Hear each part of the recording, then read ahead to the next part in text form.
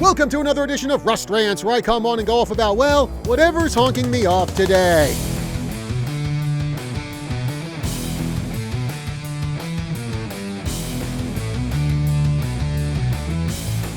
Why is it whenever someone yells out a claim of racism in current year, many people just roll their eyes and go, yeah, sure, whatever? Well, it's because of stuff like what we had happen in the state just north of us here in Arizona, specifically Utah, even more specifically BYU. Now, a few nights ago, their volleyball team hosted Duke, and Blue Devils outside hitter Rachel Richardson accused someone in the stands of calling her the N-word. Now, doing something like that is obviously unacceptable, and the person accused of using that word has been barred from all BYU athletic facilities. In fact, I believe this person actually had a lifetime ban put upon him, as should have happened in that case, except for one teeny tiny little problem. It's all a bunch of horse hockey. Now, according to Outkick, the BYU police have investigated this incident. They interviewed several fans who were in the section where that fan who allegedly used that slur was sitting, and none of them said that they heard such a word being uttered.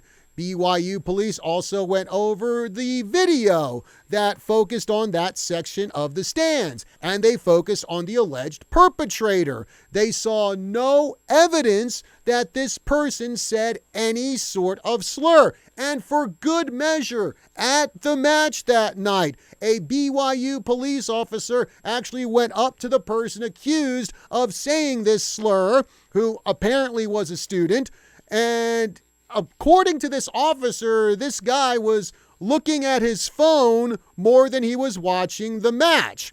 And the officer also said that based on his crisis intervention training, the perp was in fact a special needs person. So it looks like BYU police did a pretty thorough job investigating this, and they found that there was nothing to the allegation that Rachel Richardson leveled against this fan.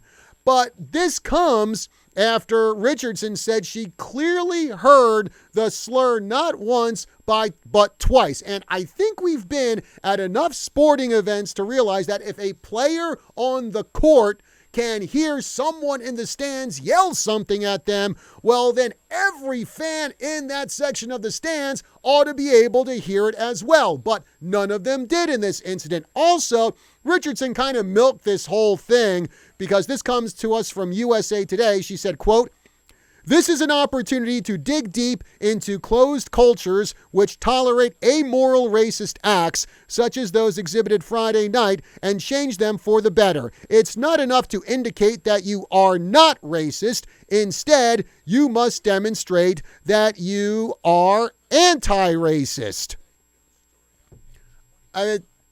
What exactly is the difference with that? I mean, if you're not a racist, then you're obviously anti-racist.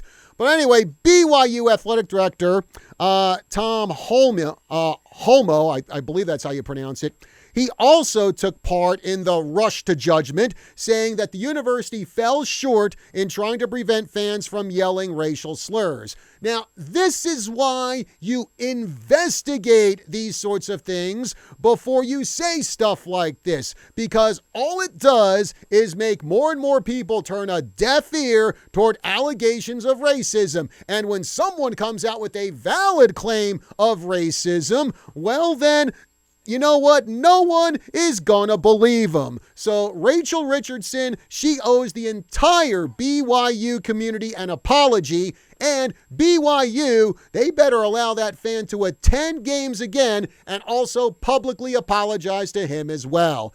All right, folks, that's going to do it for this edition of Rust Rants. Be sure to like, share, follow, and subscribe across all of KYCA's social media. That's YouTube, KYCA Digital now, brand new YouTube channel because, well, Mama Susie at YouTube didn't like some of the things we said and wouldn't let us upload on our former YouTube channel. So anyway, that's YouTube, Rumble, Instagram, Facebook. Be sure to check us out on kyca.info. Also, smash the like button, leave a comment for this video. We'd love to hear what you have to say. Till next time, I'm John Rust. I'll see you soon.